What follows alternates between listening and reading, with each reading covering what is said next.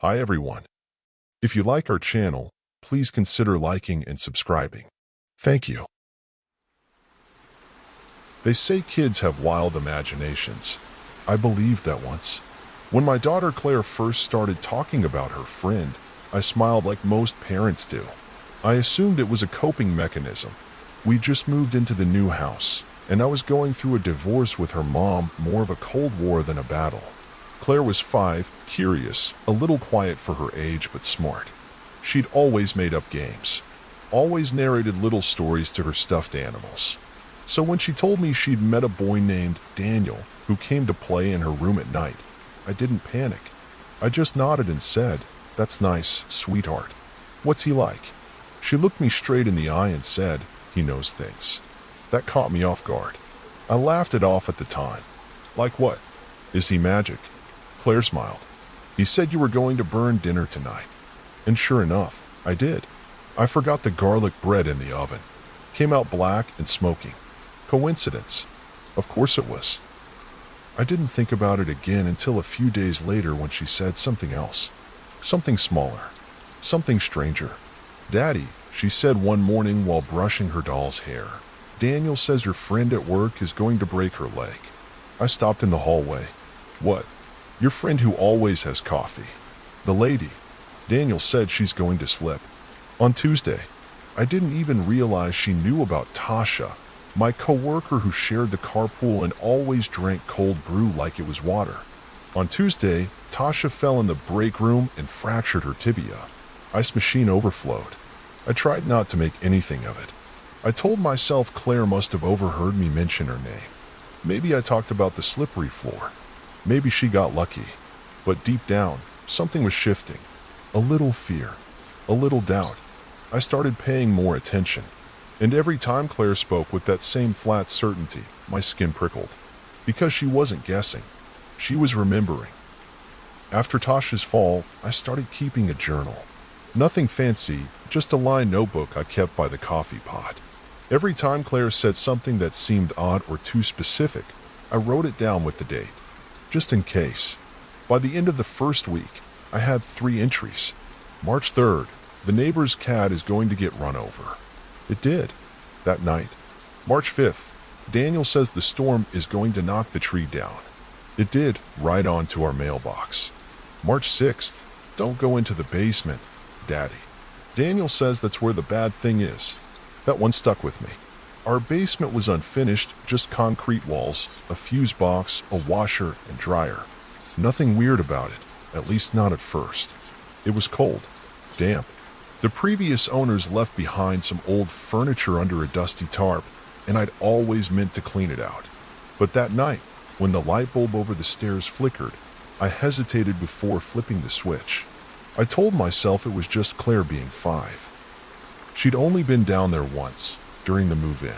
Maybe the shadows spooked her. Maybe Daniel was just another part of that fear.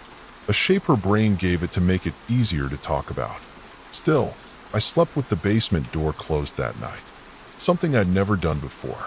The next morning, I found Claire sitting on the stairs. She was still in her pajamas, her little bunny slippers dangling over the second step, fingers twisted in her lap. She wasn't playing, wasn't humming, just watching the door. "Claire," I said, "why are you up?" She looked at me with those big brown eyes. "Daniel says he used to live down there," she said. "But then the bad thing made him leave." I swallowed. "The bad thing?" She nodded. "It's still hiding." My stomach turned. "Claire, where did you hear that?" "I didn't," she said. "He told me." I asked Claire to draw him. It wasn't planned. I didn't think of it as some psychological trick, just a moment of curiosity. Kids put things in pictures that they can't say with words. And if she had an imaginary friend, maybe seeing what he looked like would help ease the weirdness I've been feeling. I set her up at the kitchen table after dinner with crayons and printer paper. While she drew, I rinsed dishes and tried not to hover. But she was quiet, focused. No humming, no storytelling. Just scribbling in those deliberate little loops she used when she was trying to get something just right. 10 minutes later, she slid the paper across the table toward me. "That's Daniel." I looked down. It wasn't what I expected. The boy in the picture had no face. No eyes, nose, or mouth, just a smooth oval of peach crayon inside a head. But his arms were too long, the hands too big. Each finger was drawn with individual care, and each one had something at the tip. Little black lines. Claws? Nails? He stood next to a square that looked like a door. Claire had scribbled black around it, almost violently, like she was trying to erase the page. In the bottom corner, beneath it all, she had drawn herself. Tiny, smiling, holding his hand. Why doesn't he have a face? I asked, trying to keep my tone casual. He has one, Claire said. Just not when you're looking. I stared at the drawing. My mouth had gone dry. Where is this door? I asked. Claire pointed to the hallway behind me. Downstairs, she said, by the wall where the cold comes through. I turned slowly toward the hallway. The basement door stood half open. I hadn't opened it, and the light inside was on. I didn't go down that night. I stood at the top of the basement stairs with my hand on the light switch, listening. There was no sound, no movement, just that low, unnatural draft that always seemed to seep up from beneath the house. It had a smell to it, like mildew and rust, maybe even a hint of sulfur. I'd smelled it before, but now I couldn't unsmell it. I shut the door, locked it. Claire had already fallen asleep on the couch, wrapped in her favorite blanket like a cocoon. I carried her to bed and pulled the covers up to her chin. As I turned off the light, she mumbled something without opening her eyes. Daniel says he misses his mom.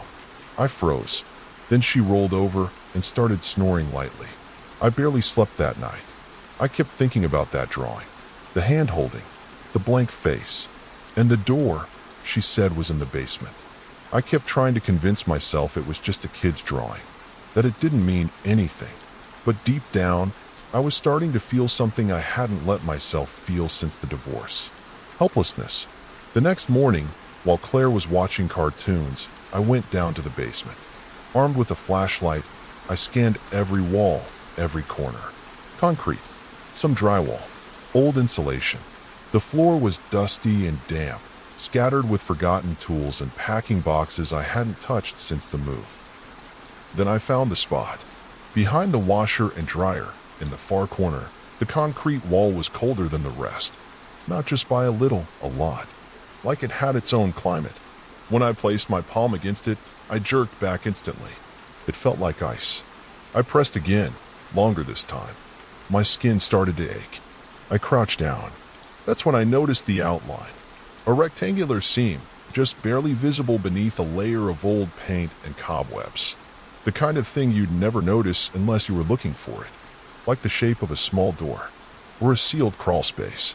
The same shape Claire had drawn. I stood there staring at it until I heard a creak upstairs, Claire's feet moving across the kitchen floor. And a second set, heavier, slower, dragging just slightly. My flashlight flickered. I froze. The sound above me was unmistakable. Claire's light footfalls across the linoleum, followed by something else. Heavier, slower, not boots, not shoes. A dragging sort of rhythm, like someone barefoot. Or like something wasn't walking so much as shifting. I shut the flashlight off. The basement dropped into darkness. I stood there holding my breath, one hand braced on the washing machine, my heart pounding hard enough to hurt. The only light came from the narrow strip under the basement door upstairs. The footsteps stopped. Then came a voice. A child's voice, muffled just above me, but not Claire's. Don't go near it yet. The hairs on my neck rose. My legs felt leaden, my throat dry as dust. I backed away from the cold wall, moving slowly in the dark, trying not to knock anything over. Every creak of the floor above felt louder now. Every breath felt like it could draw its attention. When I finally reached the stairs, I moved one step at a time, quiet as I could, ears straining. Then I heard Claire's voice, clear this time, from the living room. It's okay, Daniel. He won't touch it. She was talking to someone. I took the rest of the steps in 3 strides. Claire was sitting on the rug, her dolls scattered around her in a semicircle. She looked up when I entered the room, smiled. There you are, she said sweetly. Daniel said you were checking. I tried to keep my voice steady. Checking what? The door, she said. He said he felt you standing near it. That night, I locked the basement door again. Not that it mattered. I found it wide open at 2:17 a.m. Claire was standing at the top of the stairs, eyes open, barefoot, sleepwalking. She turned to me and whispered, "It's almost time." I walked Claire back to bed that night in silence. She didn't say anything else. Her eyes fluttered shut the moment her head hit the pillow, and within seconds she was breathing softly, completely still. But I couldn't shake the cold that clung to her hands, or how her skin felt clammy, as if she'd been standing barefoot in snow. She'd never sleepwalked before. Not once. The next morning, I did what I always did now. I opened the notebook and logged the event. March 7 to 2:17 a.m. Claire found sleepwalking at top of stairs. Basement door open. Said, "It's almost time." Beneath it, I added a line in smaller writing. Asked pediatrician about sleepwalking and imaginary friends. I didn't tell Claire what happened that night. She didn't mention it either. At breakfast, she acted like nothing was wrong, laughing at her cereal, asking if she could wear her spider socks to preschool. But something was off. She kept glancing at the hallway. Not fearfully, not nervously, expectantly, like she was waiting for someone. That afternoon, I called her mom. We hadn't spoken outside of text messages and calendar apps in over a month. But I told her about the sleepwalking, about Claire's imaginary friend, about the things she'd said and predicted. I left out the drawing. In the basement, there was a long pause on the other end of the line. Then she said something I'll never forget. "I think I've seen him too." My blood ran cold. "What do you mean?" "Back when Claire was 3, she said, her voice soft now, fragile. She'd stare at the corner of her bedroom and whisper to it. One night, I woke up and found her sitting in the hallway, talking to herself. I asked her what she was doing, and she said, "I'm waiting for Daniel to come back from the basement." I sat down hard on the couch. "She was 3, her mom repeated, almost to herself. "I thought it was just a phase. Why didn't you tell me?" "Because I wanted it to be nothing. Because you'd already moved out. Because I didn't want to sound like I was losing my mind." Then, after a long silence, "Maybe we both are." That night, I checked on Claire 3 times before I let myself sleep. She didn't move, but the basement door creaked softly at 2:17 a.m. Like it remembered. The next day, I went looking for proof. Maybe it was desperation. Maybe just the need to do something. But after breakfast, I pulled the old baby monitor out of the box in the hall closet, the kind with the fuzzy black and white screen and the long antenna. I hadn't touched it since Claire was in diapers. She watched me set it up in her room. "Why are you putting it there?" she asked, legs swinging off the side of her bed. "I just want to make sure you're safe at night," I said. She gave me a look, one of those oddly adult glances that seemed too knowing for a 5-year-old. "You're trying to catch him." "Catch who?" "Daniel." I knelt next to her. "Is that what he said?" She didn't answer. But when I went to leave, she whispered something as I reached the door.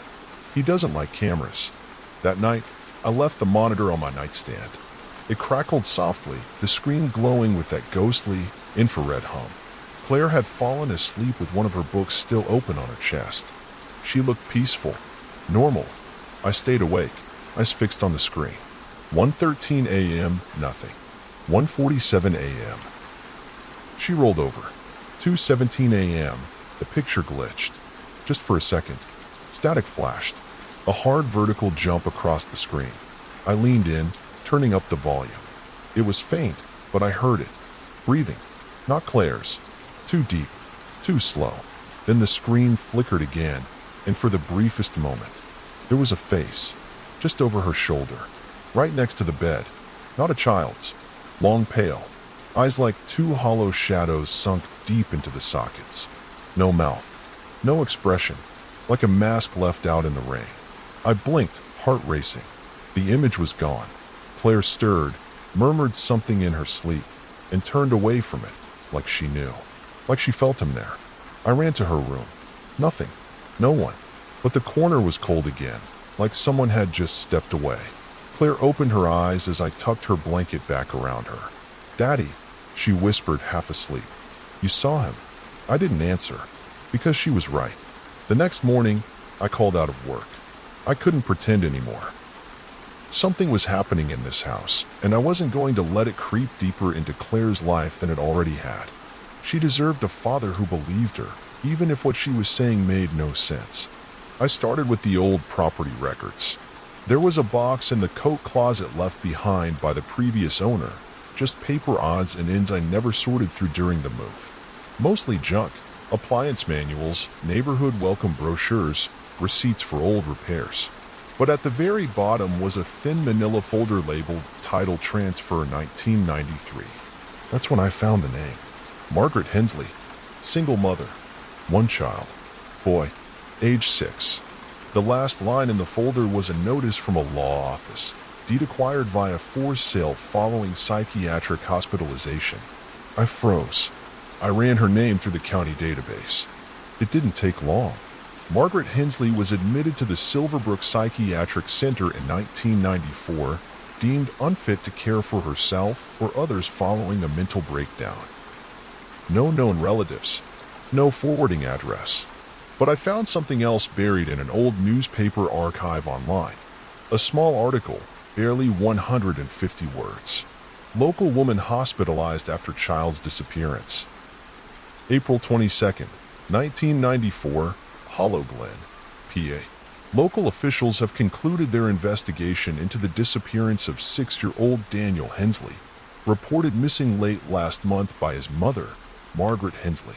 Authorities found no evidence of foul play, though the boy's whereabouts remain unknown. Family friends cited concerns about Margaret's mental state prior to the incident. No charges filed. Child presumed deceased.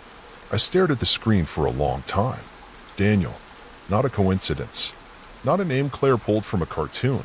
She wasn't inventing a friend. She was talking to a boy who vanished in this house 3 decades ago, and he'd never left. That night, I didn't set up the monitor. I sat in Claire's room instead, in the dark, quiet, waiting. At 2:17 a.m., the closet door creaked open an inch. Claire didn't stir, but I heard breathing, not hers. The closet door inched open just far enough for me to see the shadow behind it. I held still, barely breathing, listening. The sound wasn't loud. It was soft, like someone exhaling through their nose. Measured, calm, too deliberate to be anything unconscious. Claire was still asleep. I stood up slowly, inch by inch, never taking my eyes off the closet. The door was cracked no more than 6 inches. I should have seen nothing, but I felt something, watching me, waiting. I crossed the room and pushed the door open in one motion. Empty, just coats, a few stuffed animals, a crate of old toys I hadn't seen her play with in months. But the space felt wrong, heavy, like walking into a room where someone had just been talking about you. That thick, invisible tension clinging to the air. I leaned inside and clicked on the small pull-string light bulb overhead. That's when I noticed the crayon on the wall. A thin, deliberate line had been drawn across the inside of the closet, waist-high, all the way around the walls. It circled the space like a belt. Above it, shapes, symbols. Some were childish stick figures, suns, trees. But others were not. Angular, repetitive, like something copied again and again, etched in frantic strokes. They made my stomach twist. I didn't know what they were, but I knew they didn't belong in a child's hand. I took a picture with my phone and stepped back. Claire stirred in her bed. "Daddy?" she murmured. "I'm here," I whispered, brushing her hair gently. "Just checking something." She blinked once, then smiled drowsily. "Did Daniel show you his room?" I froze.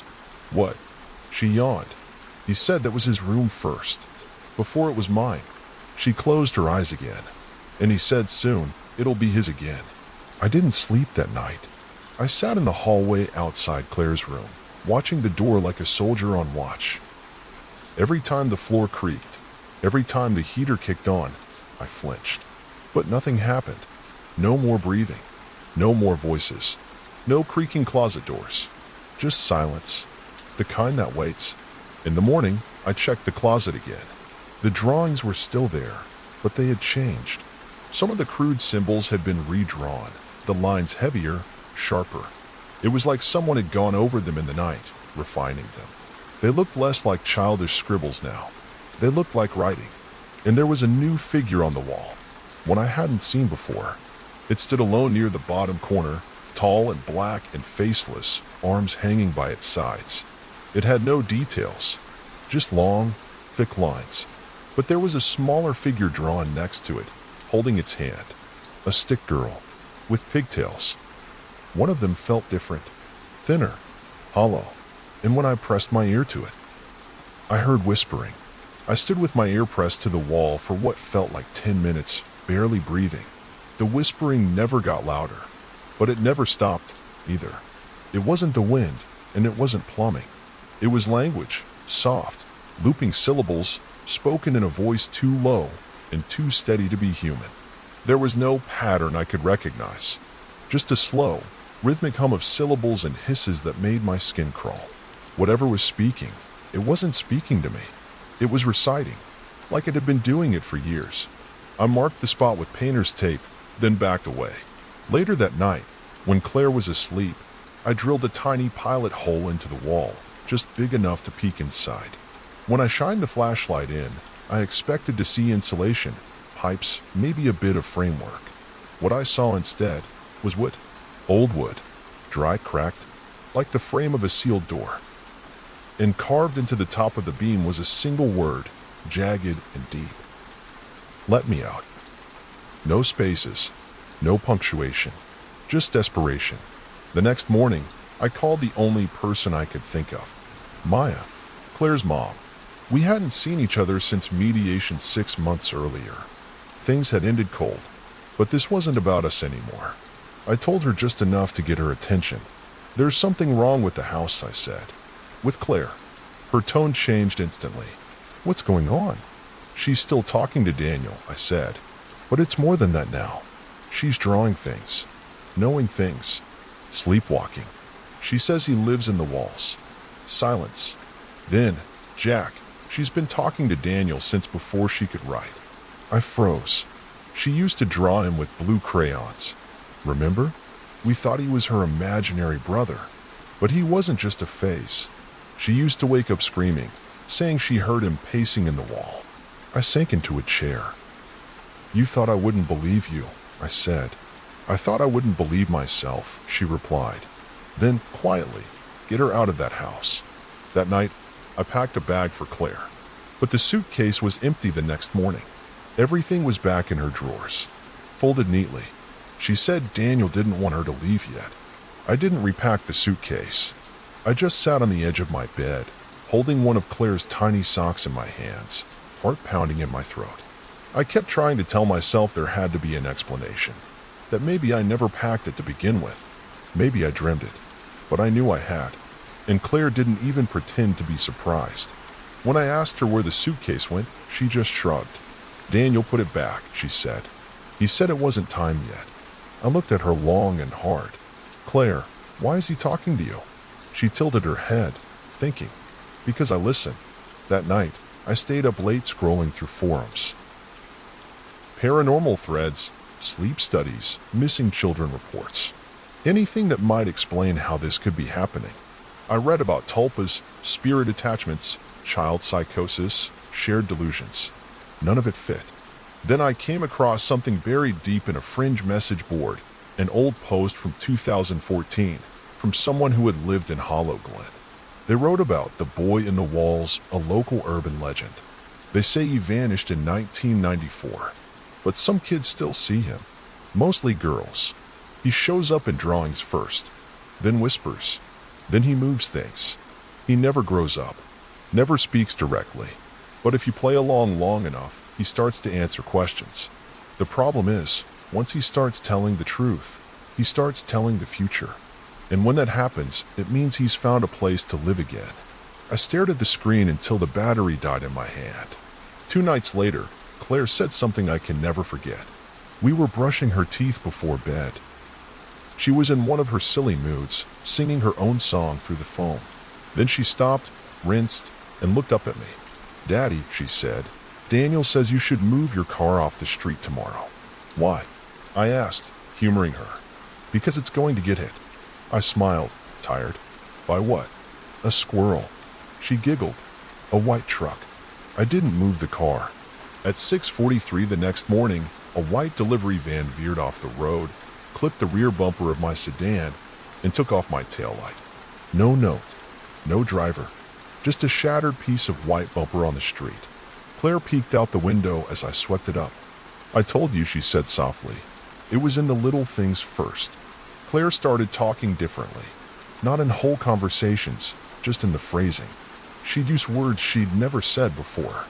Adult words. Not curse words, but old-fashioned ones. Words like mirthless, or hearth, or trespass. The first time she used the word trespass, she was talking about our mailman. He shouldn't cross the porch, she said flatly, watching him from the window. Daniel says he doesn't belong past the gate. I laughed at first, thought she was being dramatic. But later, when I opened the front door, there were muddy footprints on the porch that weren't mine, and the mailbox was empty. No mail came that day. Then I noticed her drawings had changed. She stopped coloring in the lines, started using only black. Page after page, shapes with no eyes, long arms, doorways surrounded by teeth. One drawing showed the house from above, the rooms laid out in perfect proportion. But in the middle was a spiral, drawn over and over and over again until the paper tore. I asked her what it was. She didn't answer. She just slid the paper toward me and said, "Daniel says you've seen it too." That was the night I started dreaming again. I hadn't had vivid dreams in months, maybe years. But now, every time I closed my eyes, I saw the hallway longer than it should be. Flickering lights. And the sound of someone knocking on the inside of the walls. 3 knocks. Always 3. I woke up sweating at 3:33 a.m. every night for 5 nights straight. On the 6th night, I found Claire standing at the end of the hallway in her pajamas, holding one of her dolls by the foot. "Why are you awake, sweetheart?" I asked. She didn't answer right away. Then she said, "Daniel's been in your dreams, too. He wants you to listen." "To what?" She turned and walked back toward her room. "He's going to tell you what's coming." The next morning, I made the call. Not to a priest. Not yet. I didn't want to go that far unless I had to. But I remembered something Maya told me, back before we split up, about a woman her aunt had used after her own daughter started seeing things in their farmhouse upstate. Her name was June Calder. Not a psychic, exactly. More of a folklorist. Paranormal researcher. She'd worked with families before quietly.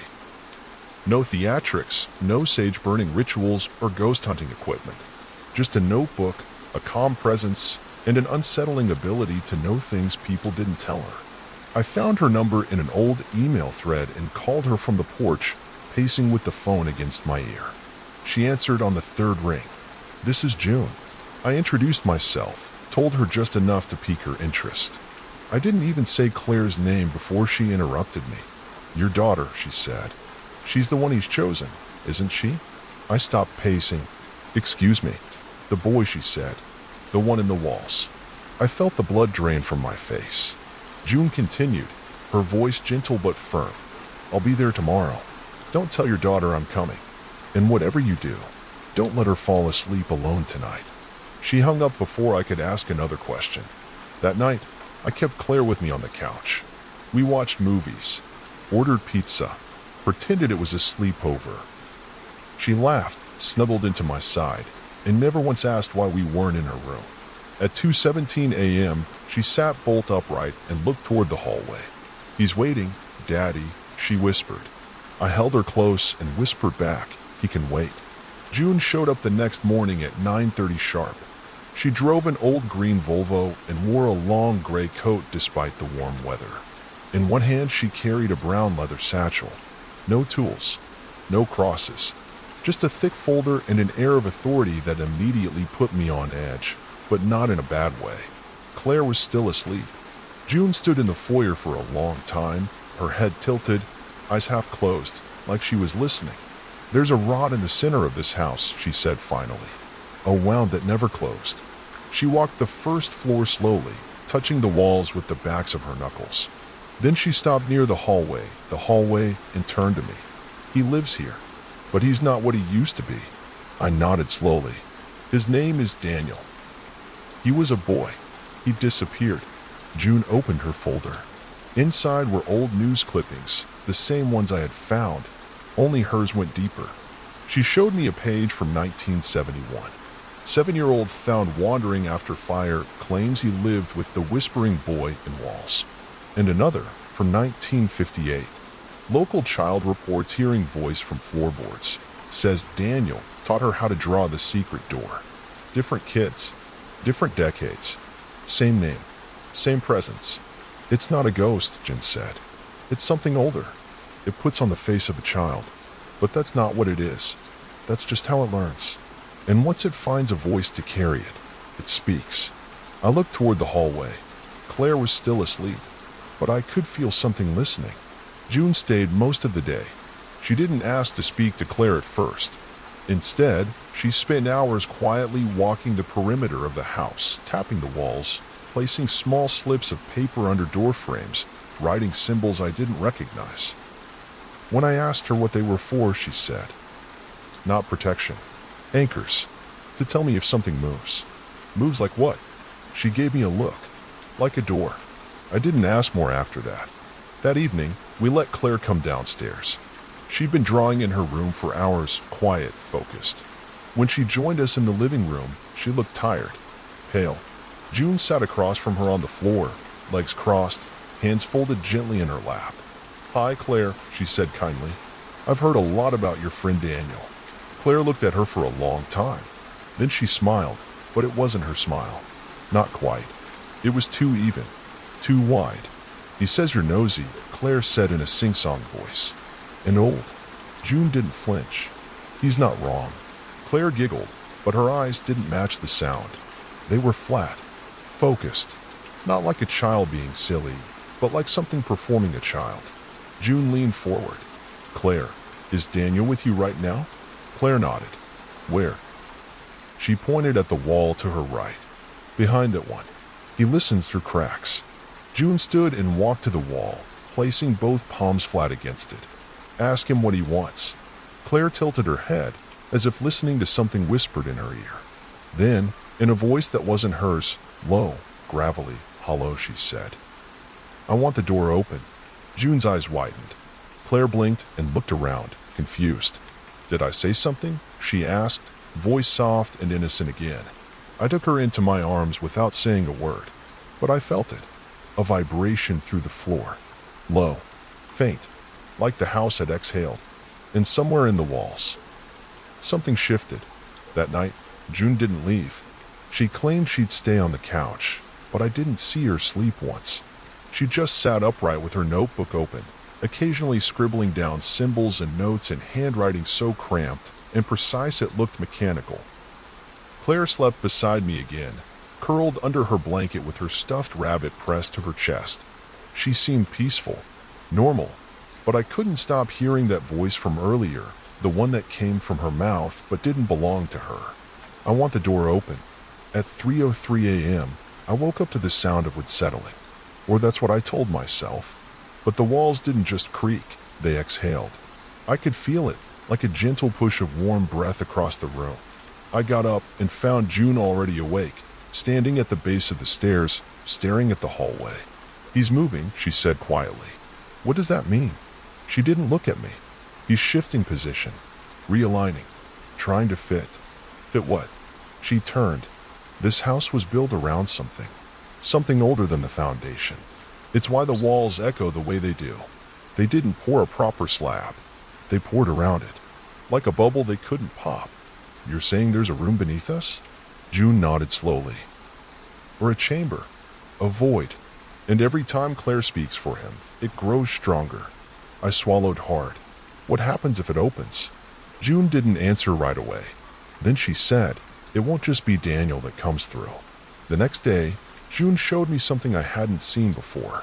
Underneath the floor vent in the hallway, the one just outside Claire's room, was a seam in the hardwood. Barely visible. The kind of thing only someone with her I would notice. She pried it open with a screwdriver. Below was a gap. No ductwork. Just darkness. And something else. Etched into the wood below were the same spirals from Claire's drawings. Only they weren't drawn in crayon. They were burned into the wood, and the edges of the spiral were still warm. That night, I made a mistake. I turned the baby monitor back on. It had been sitting on my dresser for days, unplugged, collecting dust like a bad habit. But something in me, curiosity, maybe, or a sick kind of hope, wanted to know if the spiral beneath the hallway vent meant something new was happening. If the whispers would come back. If Daniel was growing stronger. I set the monitor up while Claire napped on the couch. She was unusually tired all day, drifting in and out of sleep like someone sedated. Her cheeks were pale, her movement slow. She barely touched her dinner. June warned me, when he's close, she sleeps more. He's trying to become her shadow. I didn't ask what that meant. The monitor glowed pale green by my bed. At 2:13 a.m., the static changed. Not louder, not sharper, just structured, like speech was forming inside it. I couldn't make out words, but the cadence, rhythmic, like the whispering I'd heard behind the walls, was unmistakable. Then the screen flickered. Once, twice, and there he was. Not a face, just a figure, standing in the corner of Claire's room, facing the wall. Thin, unmoving, long arms hanging at his sides like wet rope. His head was tilted too far to one side, as if broken.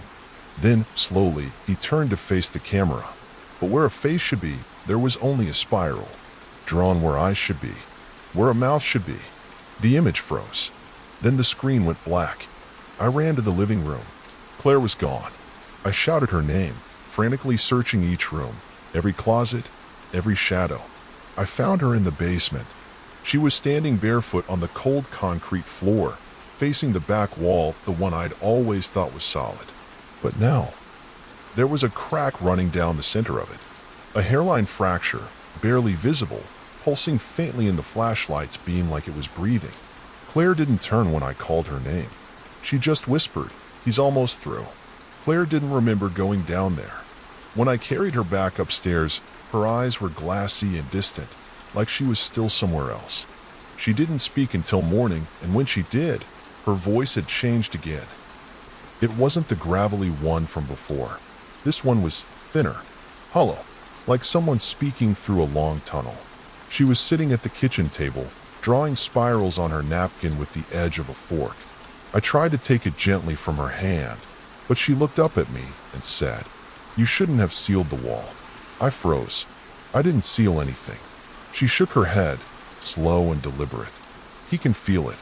He knows when you touch the house. He knows when you're afraid of him." June walked in then, holding her notes, face pale. "He's speaking through her again," she said quietly. "I know," I whispered. "I can hear it in her." "No," June said. "Not just her mouth. Her body." She placed her hand gently on Claire's wrist and closed her eyes. "She's getting colder. And her pulse," she paused. "It's wrong." "Wrong how?" "Too slow." Claire looked at both of us and smiled. "Daniel says this body's almost ready." We decided to try something that night.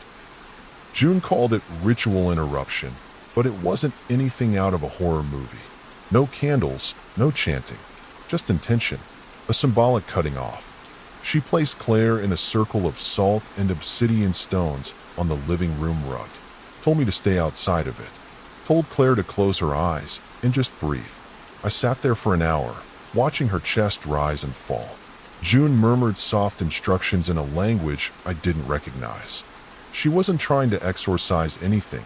She said, "Just disrupt the pattern. Make Daniel lose his grip." And for a while, it seemed to work. Claire's body relaxed. Her breathing returned to normal. She started humming softly, one of her lullabies. Then, as she stopped, her head tilted to the side. She opened her eyes, not wide, not with fear, but slowly, like waking up from a long nap. And in the dead silence of the house, she whispered, "You've made him angry." The lights blew out all at once. The floor shuddered. And from the basement below, we heard something begin to climb. Not walk, climb. The house groaned. That's the only word for it. Like a ship at sea, creaking under pressure. The air turned heavy, thick enough to taste, like old copper and mildew. June grabbed Claire, lifting her from the salt circle and cradling her like she weighed nothing. Her eyes were still open, still watching, but she wasn't blinking, wasn't moving. "She's not in there right now," June muttered. He's pushed her back. We ran, down the hallway, past the empty baby monitor still glowing faintly with static, past the bathroom where steam hissed through dry pipes, down to the basement. The door was already open. The air was colder than it had ever been, almost wet with rot. The kind of cold you don't just feel, you absorb. The kind that makes your bones ache. We reached the bottom of the stairs, and the wall was open. No explosion, no debris, just gone. Where the concrete had once been, there was now a yawning hole. A perfect arch of darkness, lined with rotted brick and scratched beams. The air poured from it like breath from lungs. And on the other side, spirals, everywhere, drawn, burned, carved into the walls, the floor, the ceiling, endless coils and loops and twisting patterns. A language, a mind, a trap. Claire stirred in June's arms. She whispered, "He's coming." Something moved inside the tunnel. Not footsteps, a pulling sound, skin on brick, nails on wood. Then a figure, tall, thin, too thin. Its limbs bent like they had too many joints. Its head scraped the top of the arch as it emerged. No eyes, just spirals, etched into its skin, its skull, glowing faintly beneath stretched flesh. Its mouth opened wide, but it didn't scream. Claire did. A single, high-pitched wail of pure terror that snapped her body forward like a rag doll. June screamed too, dropping her as Claire's small frame twisted, back arching, hands grasping at nothing, as if something was pulling her soul from the inside out. "Do something," I yelled, grabbing Claire's hand. "Claire, stay with me." The thing in the tunnel hissed, low and long, and then June threw something at it. A matchbook. It struck the ground inside the arch and burst into flame. The creature reared back, shrieking in a voice I felt more than heard, a sound like teeth grinding through glass, and disappeared into the dark. The tunnel collapsed behind it. We pulled Claire from the basement as the walls groaned one last time and sealed themselves. No dust, no explosion, just gone. We didn't speak for a long time after the wall vanished. June sat in the living room, hands shaking as she rewrapped her obsidian stones in a black velvet cloth. I held Claire on my lap, stroking her hair, humming the lullaby I used to sing when she was a toddler. She didn't speak, but she stayed close, closer than she'd ever clung to me before. The sun was rising, and for the first time in weeks, the house felt still. Not peaceful, not safe, but still. Later that morning, June handed me a page from her notebook. She had drawn a rough diagram of the spirals, 5 interlocking loops nested like a target. At the center was a single dot. "This is what he is," she said. "Not a ghost, not a boy. He's memory, hunger, language that learned how to wear a name." "Is he gone?" I asked. June's expression darkened. "No, only put back." She pointed at the center of the spiral. "Until the next crack opens." For the next few days, Claire slept in my bed. She didn't mention Daniel, didn't draw, barely spoke above a whisper. I didn't push her. June stayed until the 4th day.